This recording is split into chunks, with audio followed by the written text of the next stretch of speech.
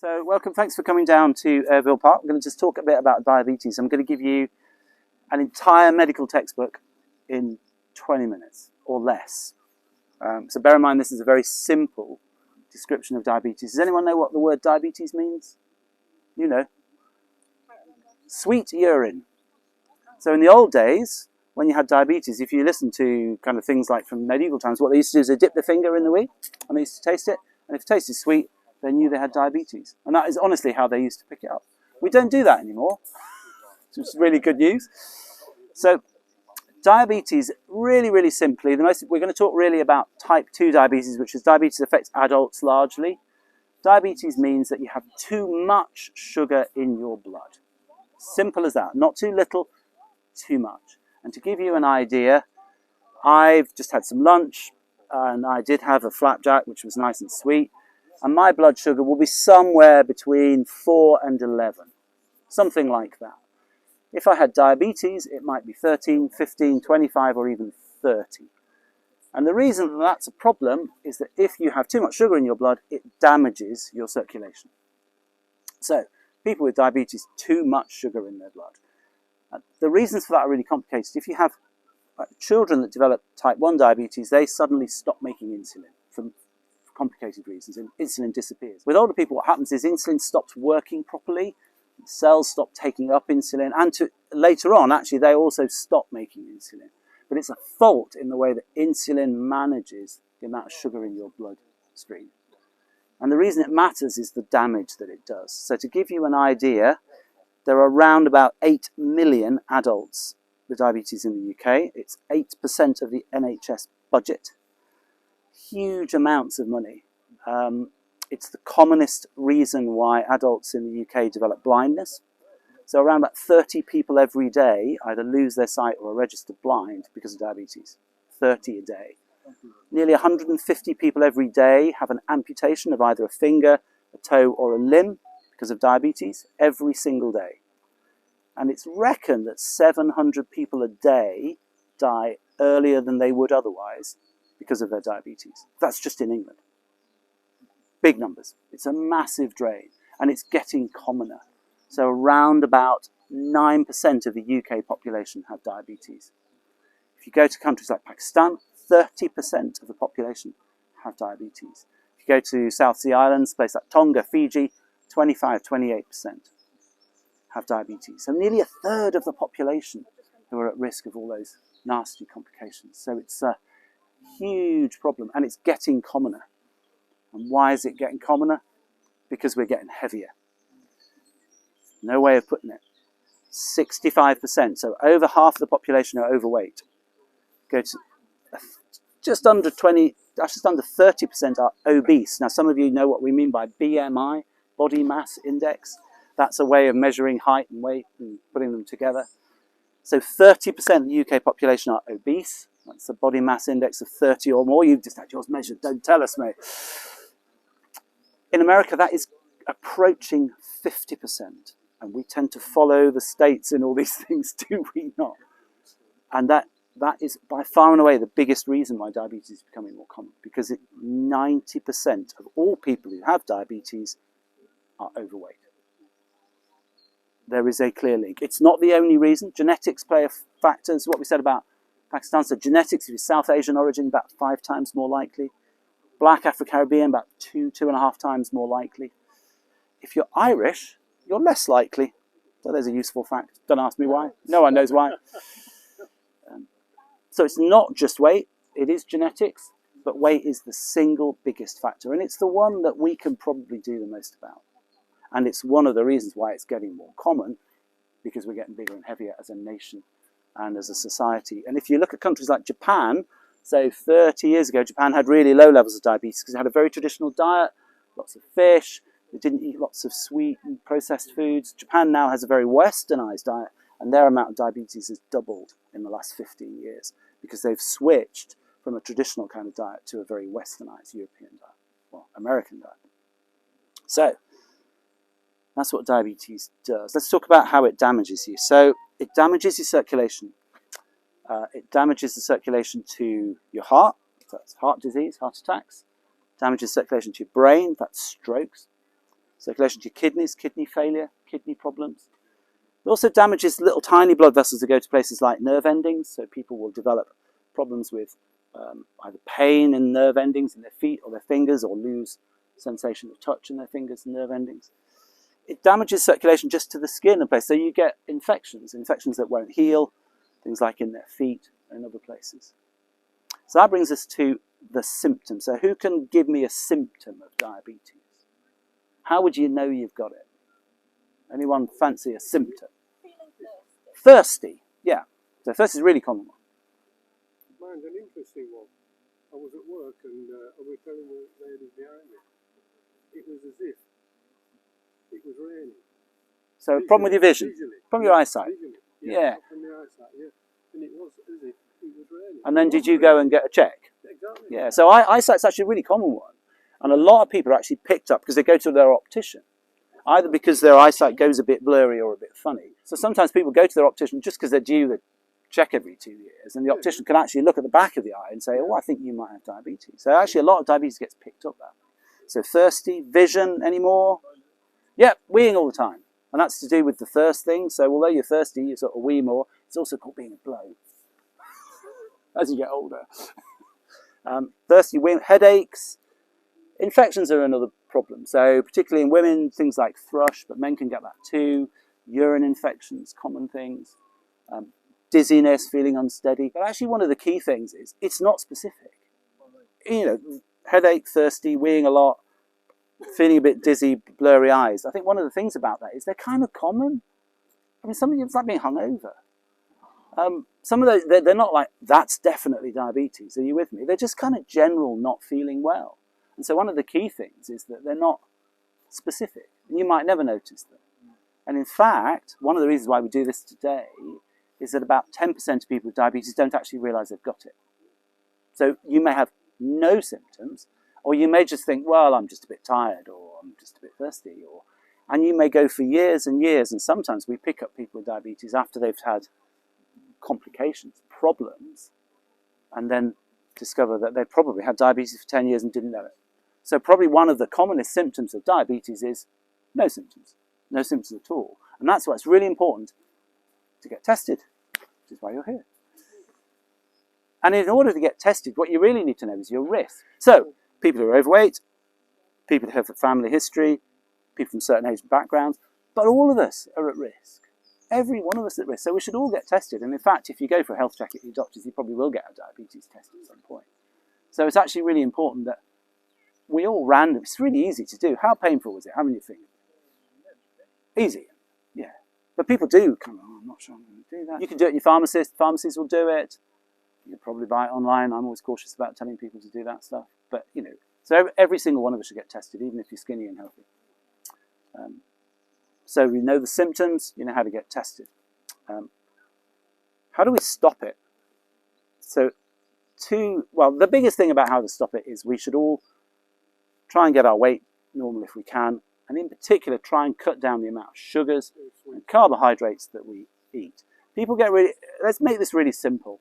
If it tastes sweet, it's full of sugar. Okay, how many teaspoons of sugar in a can of Coke? Anyone like to guess? A regular tin of regular Coca-Cola, not Diet Coke. How many teaspoons of sugar? Have a guess. 9 teaspoons. 10. 10 teaspoons of sugar in a tin of Coke. Now imagine if that was a cup of tea with that amount in, and you put 10 teaspoons of sugar, you just wouldn't do it, would you? So I think we all have to get smart as to the amount of sugar that's in some of the things that we eat. Diet Coke. So Diet Coke contains sweeteners mostly. Is that good as Well, I have two things. It's better than 10 teaspoons of sugar.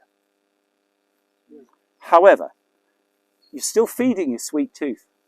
And I would say one of the important bits is just to kind of, things that taste really sweet should turn you off now, if you see what I mean. You should go, I actually don't want, whether it's sweeteners or sugar, it's better to try and change your taste so that something like that still tastes too sweet. And to be honest, sweeteners are fairly rubbish. They're just chemicals, aren't they? They're not very natural. So I'm not a great fan of sweeteners, but better than 10 teaspoons of sugar.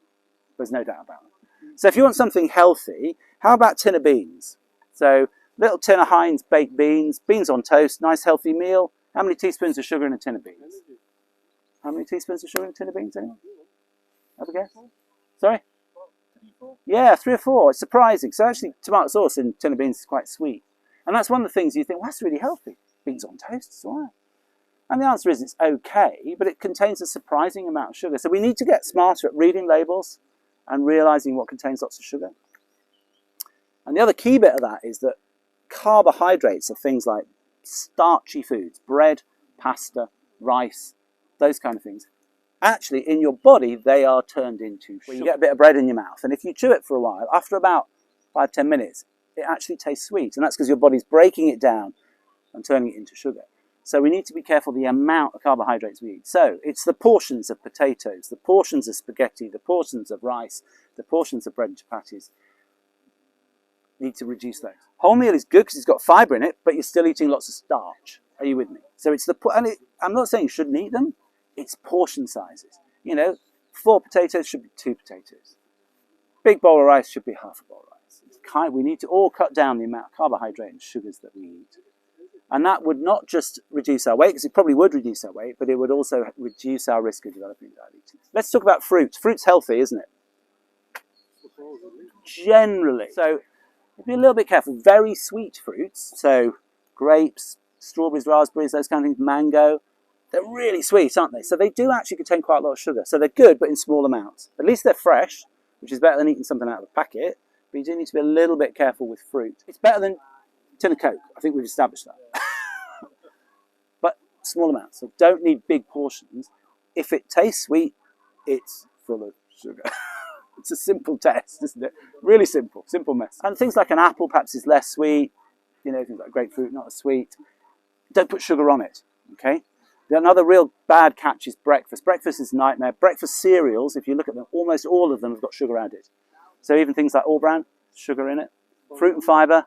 Fruit and fibre is really full of sugar. It's a real catcher. And the little breakfast cereal bars, they're really full of sugar. We send the kids out to school with those, don't we? Because it's easier than a bowl of cereal. So we're just got to get a bit smarter about reading labels. The problem is that people tend to have a bowl of sugar and put some honey in it. Yeah. Well, this is it. Or a bowl of sugar and put some raspberries on it. And you may as well just, come on, just do the bowl of porridge. And that's about changing your tastes, if you like. Things, so change it to make it, what would you have for breakfast? It just one's out the door with a cup of coffee, don't you? You don't bother. But the problem then is when you get to lunchtime, you're like, I'll have something. And you probably buy something a bit rubbish. I think that's the risk, isn't it? So spread it more out. Plan something. It's all about planning, isn't it? It's all right saying, I don't want to eat this, but if it's not in the cupboard, it's much more hard, isn't it? So you've got to talk to the people who do the shopping, who do the cooking, because they're the people that provide you food. So, number one, what do we do about it? We try and make our weight normal, and we try and cut down that sugars and carbohydrates. And the other thing we do is we're active. And I use the word active, not exercise, because for a lot of people, and for me actually, when I was at school, exercise was a nightmare. It was running around in your shorts in the rain, pouring, freezing cold, being rubbish at football. And a lot of people's experiences of exercise at school were really bad. So when we talk about exercise, a lot of people think, oh, I've got to go running and I've got to do it. You don't, just be active, be busy. And that means, try, if you live 3/4 of a mile out in the middle of town, don't drive into town. Walk into town and walk back again. And ideally walk back over the little hill on the way back. Walk the dog. You don't have to do a huge amount of exercise to make a difference, A, to your body weight, but also to your risk of diabetes. It's great if you want to take up jogging and cycling and do those things, but just the more you do, the better. And the message is the same as with weight, which is even a tiny bit of weight loss is worth it. So the way I look at it is just a bit. It's, even if by the end of the summer it's just come up, it's worth it. Now, if you can do it, great. But if you can't, just a little bit. Set yourself a reasonable target. Otherwise, you just get fed up. And then you go, oh, God, I've not done it. So you put it all back on again. So set yourself a reasonable... And the same's true of activity. I'm not expecting any of you to do a marathon. Could if you like. Just do a little bit more and say to yourself, actually, I do more than I did last month and more than I did the month before. And every little bit that you do counts. And some people are brilliant at this. They tear everything up and they change their life and they do it. But most of us are... we need a bit of persuading, or we're actually quite hard. So it's little and often. Do a little bit, 2 or 3 times a week. And actually, to be fair, after a while, what tends to happen is you miss it when you don't do it. And so because you enjoy it. And do whatever you like. So if I like cycling, but I don't like swimming, my wife swims all the time, she doesn't like cycling. You might like just doing some exercise at home in front of the telly. You might like just walking. As long as it's enough to get your heart rate up a little bit, get you a little bit warmed up, it's worth doing. So exercise is whatever you fancy. You have to be joining the park run, although the park run is a good thing. I think we all agree. So, to prevent your diabetes, control your weight, cut down the amount of sugars and carbohydrates, and do more exercise, be active. And then the last thing I think to encourage everybody is get tested. Get your blood pressure tested regularly, and if necessary, your cholesterol, because those things also count.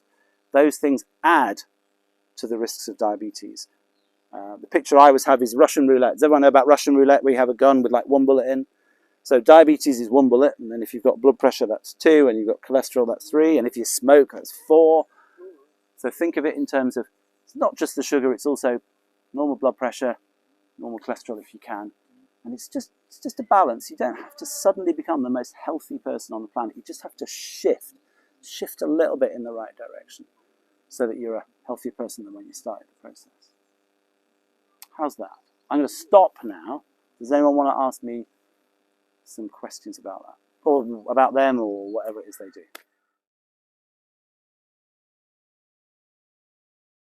I think it's a really good question. And I certainly have looked after people who have never accepted their diabetes diagnosis. And sometimes it's really tricky if they don't have symptoms. So, you know, they'll come to see you and you've got a blood test, you go diabetic, you go, really?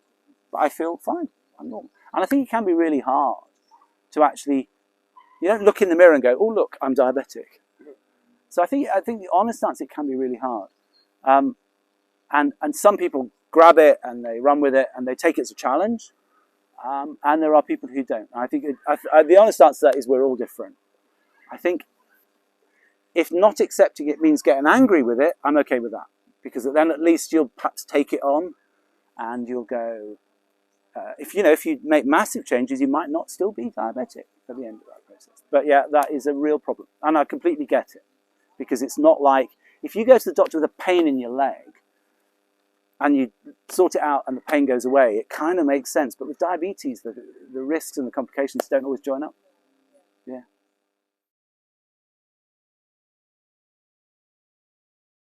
So I think it's wrong to think of a food as being unhealthy. So natural food, so grains, rice, pulses, spaghetti, pasta, they're healthy things because they're natural foods. It's really more about portion sizes. So it's about quantity, I would say. And I think I don't really like the idea of unhealthy ingredients because they're all natural foods. It's just the ratio and the amount that we eat. There's nothing wrong with rice or wrong with bread, or with gluten, or wrong with pasta. But we just eat too. So we have 50% of the calories on the plate come from that rather than from the other things that we're eating, then the ratio is wrong.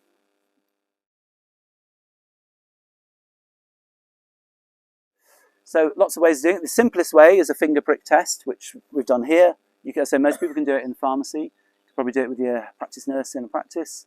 You can also have a proper blood test. And most people, if the finger prick test was high or a bit high, would then follow it up with a blood test. Or you can test your urine and see if it's sweet, but I'm not really going for that. Not many people do that now. No, because they're con. Okay, so there used to have a row in the supermarket that said diabetic foods. So they were things with sweeteners, and they were really expensive. They'd be like diabetic jam, and they were a complete con. They're really expensive. Foods for people with diabetes contain less sugars, but if you want to have jam, have a tiny teaspoon rather than a large tablespoon of normal jam, would be my answer. But no, they're a con.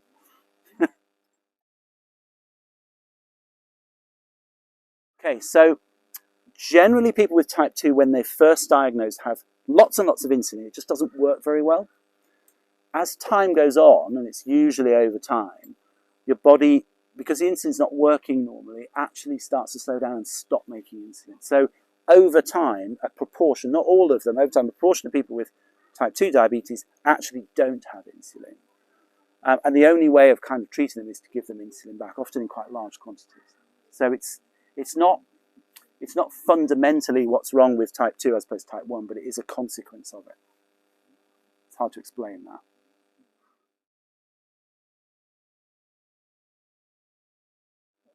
Often. Because it affects everything. You know, hormones affect everything. Mood and stress affect sugar levels. You know, if you're wound up, sugar levels tend to go up, so stress affects it. Often people's control will change at the menopause, although it's actually quite hard to predict whether it gets better or worse. It could be either, or it could just become a bit more bouncy. So the answer is yeah, probably.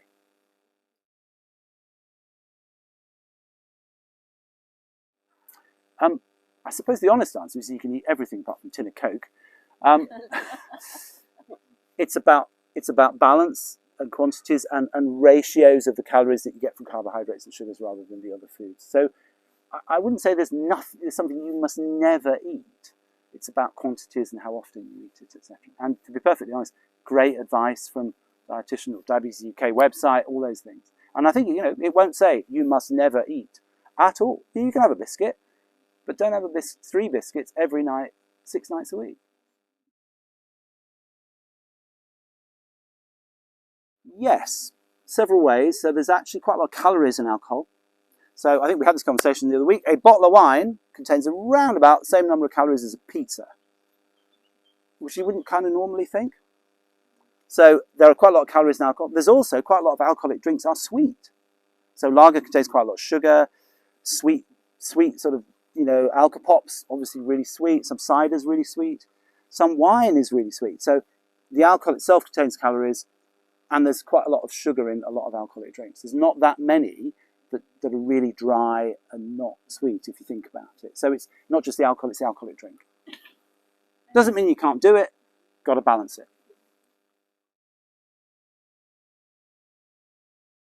I think it can make people very frustrated sometimes. Cross, what we said about accepting a diagnosis of diabetes.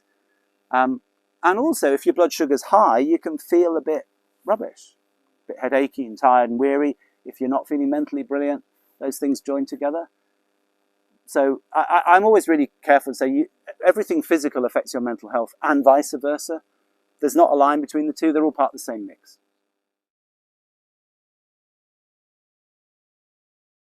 You can't change your genetics. So I think being a healthy weight, making sure that you don't eat too much sugar, even if you're a healthy weight, probably also reduces your future risk of diabetes. Sometimes it just happens. You know, skinny, healthy people also get diabetes. They just don't get it as commonly. So type 2 diabetes damages all sorts of it. Not in everybody. Some people have it for 30 years, never have a problem. So type 2 diabetes affects heart, well, it affects every bit of you, to be honest. And also, if you have other health problems, it might make them worse. So if, for example, you had kidney problems because of something else, and diabetes on top of it. So diabetes is often mixed in with other problems. So yeah, it affects you in every way, and it affects other conditions because of that. And it can make looking after other conditions difficult. So for example, if you had asthma, and you might need some steroids because your asthma is really bad, that'll affect your diabetes. So it keeps sticking its finger in, if that makes sense.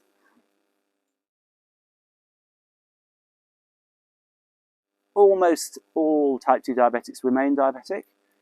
There's quite a lot of interesting research on people who lose loads and loads of weight, so either through surgery or really radical diets. Their diabetes will go into remission, so it may be that their blood tests are normal or whatever.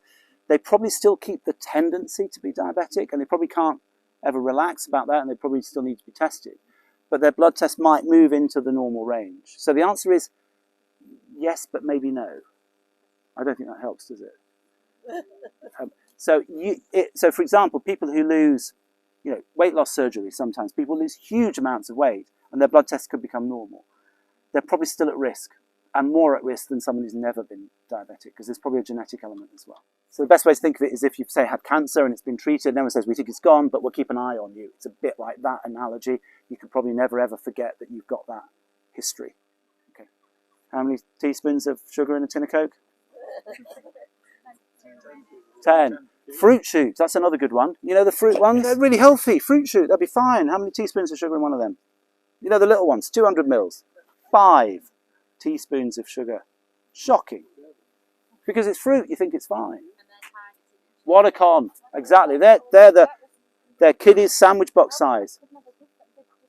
But that's often what they're marketed for, though, isn't it?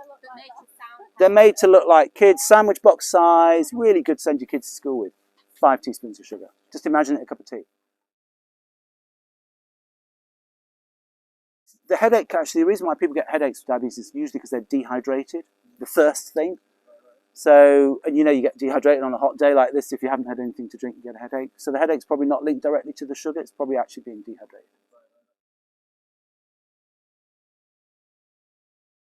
Sugar is energy. That's why it's in your bloodstream. It's fuel. And so they're right. And that's one reason why taking exercise helps, because you burn that off.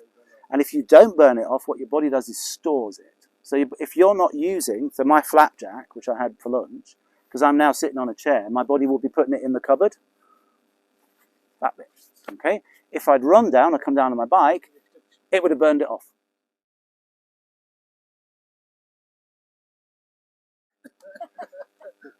So not going to promise that. Okay, thank you, everybody. I didn't use that at all, did I? Sorry. I'll sign it.